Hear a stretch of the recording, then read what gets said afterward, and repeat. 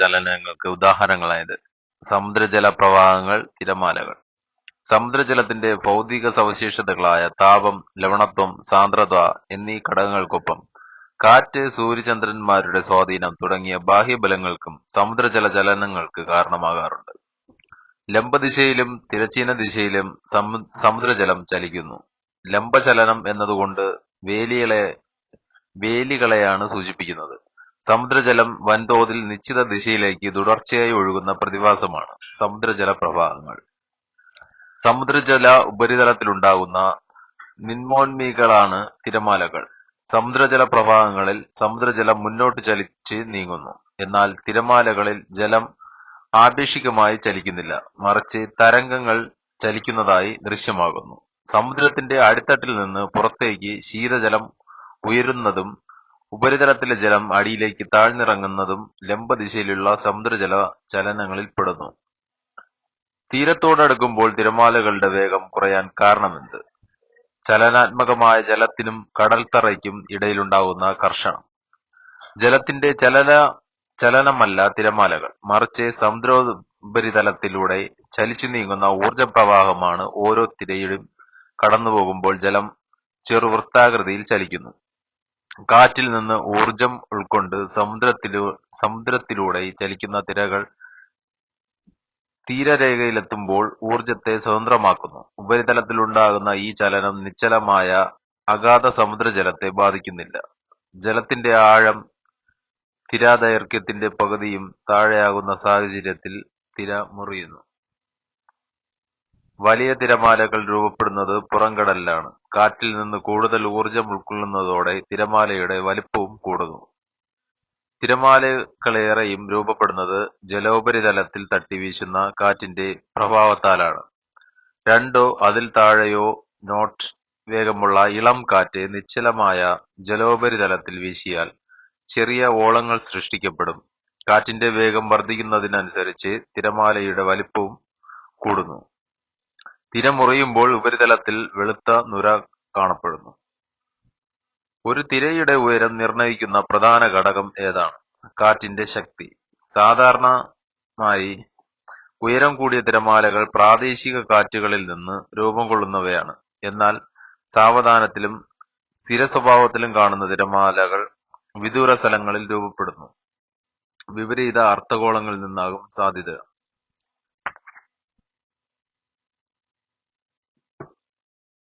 ഒരു പ്രദേശത്തുകൂടി കാറ്റ് ഒരേ ദിശയിൽ എത്ര നേരം സഞ്ചരിക്കുന്നു എന്നത് തിരമാലയുടെ ഉയരത്തെയും വലിപ്പത്തെയും സ്വാധീനിക്കുന്നു. കാറ്റ് അതിന്റെ സഞ്ചാര ദിശയിൽ ജലത്തെ തള്ളുന്നതിനാലാണ് തിരയ്ക്ക് ചലനമുണ്ടാവുന്നത്. ഗുരുത്വാകർഷണത്താൽ തിരാദിശ ഖരത്തെ താഴേക്ക് വലിക്കുകയും ജലം താഴേക്ക് പതിക്കുമ്പോൾ തിരാതടത്തെ മുകളിലേക്ക് ഉയർത്തുകയും ചെയ്യുന്നത് മൂലം തിരയ്ക്ക് സ്ഥലമാറ്റം ഉണ്ടാവുന്നു. ഒരു തിര അടുക്കുമ്പോൾ ജലം മുകളിലേക്കും മുന്നോട്ടും ചലിക്കുകയും തിര കടന്നുപോകുന്നതോടെ അത് വിപരീത ദിശയിലേക്കാവുകയും ചെയ്യുന്നു. ഒരു തിരമാലയുടെ ഏറ്റവും ഉയർന്ന ഭാഗം എന്ന പേരിൽ അറിയപ്പെടുന്നത് ഡേഷാണ്. തിര ശിഖരം. തിരയുടെ ഏറ്റവും താഴ്ന്ന ഭാഗം തിരാ തടമെന്നാണ് അറിയപ്പെടുന്നത്. ഒരു തിരാ ശിഖരത്തിനും തിരാ തടത്തിനുമിടയിലെ ലംബ ദൂരമാണ് തിരോന്നതി. തിരോന്നതിയിലൂടെ നേർപകുതിയുടെ തിര ആയതി എന്നറിയപ്പെടുന്നു. സമീപസ്ഥലങ്ങളായ രണ്ട് തിരാശിഖരങ്ങളോടെ തിരാ തടങ്ങളോ ഒരു നിശ്ചിത സ്ഥാനം പിന്നിടാൻ കുറച്ചു സമയം എടുക്കാറുണ്ട്. ഈ സമയത്തെ തിരാകാലമെന്ന് അറിയപ്പെടുന്നു. രണ്ട് സമീപ തിരാശിഖരങ്ങൾക്കിടയിലെ തിരശ്ചീന ദൂരം അറിയപ്പെടുന്നത് എന്താണ്? തിരാദൈർഘ്യം. ഒരു തിര ജലത്തിലൂടെ സഞ്ചരിക്കുന്ന വേഗം തിരാവേഗം എന്നറിയപ്പെടുന്നു. ഇത് രേഖപ്പെടുത്തുന്നത് നോട്ട് എന്ന യൂണിറ്റിലാണ്. ഒരു സെക്കൻഡ് സമയത്തിൽ ഒരു നിശ്ചിത സ്ഥാനം കടന്നുപോകുന്ന തിരകളുടെ എണ്ണത്തെ തിരാവൃത്തി എന്നറിയപ്പെടുന്നു. ഭൂമിയിൽ ചന്ദ്രൻ അഭിമുഖമായ വശത്ത് ഏത് ബലത്തിന്റെ പ്രഭാവങ്ങളാലാണ് വേലികൾ സൃഷ്ടിക്കപ്പെടുന്നത്? ഗുരുത്വാകർഷണ ബലം. വിപരീത വശത്ത് അപകേന്ദ്ര ബലത്താലും വേലിയേറ്റങ്ങൾ ഉണ്ടാകുന്നു. സൂര്യന്റെയും ചന്ദ്രന്റെയും ആകർഷണത്താൽ സമുദ്രത്തേന രണ്ടു നേരം ഉയരുകയും താഴുകയും ചെയ്യുന്നതിനെയാണ് വേലികൾ എന്നറിയപ്പെടുന്നത്. മുഖ്യമായും സൂര്യന്റെയും ചന്ദ്രന്റെയും ആകർഷണ ഫലമായി ദിവസേന കടൽ നിരപ്പ് ഒന്നോ രണ്ടോ തവണ കാലികമായി ഉയരുകയും താഴുകയും ചെയ്യുന്ന പ്രതിഭാസമാണ് വേലികൾ.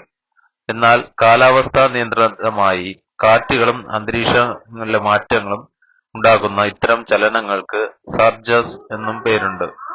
ഭൂമിയിൽ വേലികൾക്ക് മുഖ്യ കാരണം ചന്ദ്രന്റെ ഗുരുത്വാകർഷണ ബലമാണ്. ഒരളവ് വരെ സൂര്യന്റെയും ഗുരുത്വാകർഷണവും സ്വാധീനിക്കാറുണ്ട്. ഗുരുത്വാകർഷണ ബലത്തിനെതിരെ പ്രയോഗിക്കപ്പെടുന്ന അപകേന്ദ്ര ബലം സെൻട്രിഫ്യൂഗൽ ഫോഴ്സ് മറ്റൊരു ഘടകമാണ്. ഗുരുത്വാകർഷണ ബലവും അപകേന്ദ്ര ബലവും ഭൂമിയിൽ ഒരേ സമയം രണ്ടിടങ്ങളിൽ വേലിയേറ്റങ്ങൾ സൃഷ്ടിക്കപ്പെടുന്നു. ചന്ദ്രനോട് ഏറ്റവും അടുത്ത ഭൗമഭാഗത്ത് ഗുരുത്വാകർഷണ ബലം അപകേന്ദ്ര ബലത്തേക്കാൾ കൂടുതലായതിനാൽ അവിടെ ചന്ദ്രനഭിമുഖമായി സമുദ്രജലം ഉയരുന്നതിലൂടെ വേലിയേറ്റം സൃഷ്ടിക്കപ്പെടുന്നു. അതേസമയം ചന്ദ്രന് പ്രതിമുഖമായ ഒരു ഭൗമഭാഗത്ത് ഗുരുത്വാകർഷണ ബലം കുറവും അപകേന്ദ്ര ബലം കൂടുതലുമായതിനാൽ അവിടെ സമുദ്രജലത്തിൽ ചന്ദ്രനിൽ നിന്ന് അകന്നു മാറാനുള്ള പ്രവണതയാണുള്ളത്. ഇതുമൂലം അവിടെ സമുദ്രജലം ഉയരുന്നത് രണ്ടാമത്തെ വേലിയേറ്റം സൃഷ്ടിക്കുന്നു.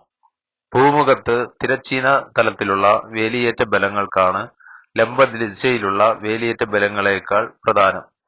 വിശാലമായ വൻകര തട്ടുകളിൽ വേലിയേറ്റങ്ങൾ കൂടുതൽ ഉയരത്തിൽ രൂപപ്പെടുന്നു.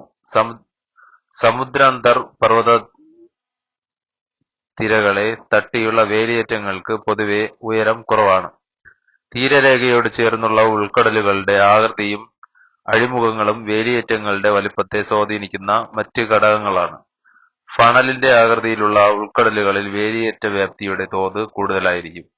ഉൾക്കടലുകളിലെവിടെയോ ദ്വീപുകൾക്കുള്ളിലോ അഴിമുഖങ്ങളിലേക്ക് ജലം ഒഴുകുന്നത് വേലിയേറ്റ പ്രവാഹങ്ങൾ അല്ലെങ്കിൽ ടൈഡൽ കറന്റ്സ് എന്നറിയപ്പെടുന്നു. ആവർത്തനത്തെ അടിസ്ഥാനമാക്കി വേലികളെ എത്രയായി തരംതിരിച്ചിരിക്കുന്നു. 4. വേലികളുടെ ആവൃത്തി, ദിശ, ചലനം എന്നിവ എല്ലായിടത്തും വ്യത്യസ്തമായിരിക്കും. ഒരു ദിവസത്തിലെ വേലികളുടെ ആവർത്തന, ഉയരം എന്നിവ അടിസ്ഥാനമാക്കിയാണ് വേലികളെ തരംതിരിച്ചിരിക്കുന്നത്. പ്രതിദിനം 2 വീതം ഏറ്റവും ഇറക്കവും ഉണ്ടാകുന്ന വേലികൾ അറിയപ്പെടുന്നത് അർദ്ധദൈനിക വേലികൾ. തുടർച്ചയായ വേലികൾക്ക് ഏതാണ്ട് ഒരേ ഉയരമായിരിക്കും എന്നതാണ് ഇതിന്റെ സവിശേഷത. പ്രതിദിനം ഒരു വേലിയേറ്റവും ഒരു വേലിയിറക്കവും മാത്രമുണ്ടാകുന്ന വേലികളാണ് ദൈനിക വേലികൾ. ഇവയിൽ തുടർച്ചയായ വേലികൾക്ക് ഏതാണ്ട് ഒരേ ഉയരമായിരിക്കും. ഉയരത്തിൽ വ്യതിയാനങ്ങളുള്ള വേലികൾ മിശ്രവേലികൾ എന്നറിയപ്പെടുന്നു. വടക്കേ അമേരിക്കയുടെ പടിഞ്ഞാറൻ തീരത്തും പസഫിക് സമുദ്രത്തിലെ പല ദ്വീപുകളിലും പൊതുവെയുണ്ടാകുന്നതാണ് ഇത്തരം വേലികൾ. സുനാമി സമുദ്രാന്തർഭാഗങ്ങളിലോ അല്ലെങ്കിൽ സമുദ്രതീരങ്ങളിലോ ഉണ്ടാകുന്ന ഭൂമികുലുക്കം, വൻതോതിലുള്ള അഗ്നിപർവ്വത സ്ഫോടനങ്ങൾ എന്നിവയാൽ ഉണ്ടാകുന്ന വലിയ തിരമാലകളാണ് സുനാമി. ജാപ്പനീസ് ഭാഷയിലെ സു എന്നീ പദങ്ങൾ ചേർന്നാണ് ഈ വാക്കുകൾ രൂപപ്പെട്ടത്. സമുദ്രത്തിലെ അടിത്തട്ടിലുണ്ടാകുന്ന ചലനങ്ങൾ സമുദ്രജലത്തെ തള്ളുകയോ വലിക്കുകയോ ചെയ്യുമ്പോൾ സുനാമി തിരമാലകൾ ഉണ്ടാകുന്നു. ഉൾക്കടലുകളിൽ സുനാമി തിരകളുടെ തരംഗദൈർഘ്യം 100 കിലോമീറ്ററിലധികം വരും. ഉയരം കുറവായിരിക്കും. എന്നാൽ തീരപ്രദേശങ്ങളിൽ അടുക്കുംതോറും തരംഗദൈർഘ്യം, വേഗം എന്നിവ കുറയുകയും തിരകളുടെ ഉയരം വർദ്ധിക്കുകയും ചെയ്യുന്നു. ഇത് കരയിൽ ആഘാതം വർദ്ധിപ്പിക്കുന്നതിന് കാരണമാകുന്നു. 2004 ഇന്തോനേഷ്യയിലെ സമുദ്രദ്വീപിലുണ്ടായ ഭൂകമ്പത്തിൽ രൂപപ്പെട്ട സുനാമി തിരകൾ 14 രാജ്യങ്ങളിലെ 2.5 ലക്ഷത്തിലധികം പേരുടെ മരണത്തിനിടയാക്കി. ഡിസംബർ 26-നായിരുന്നു ഈ ദുരന്തം.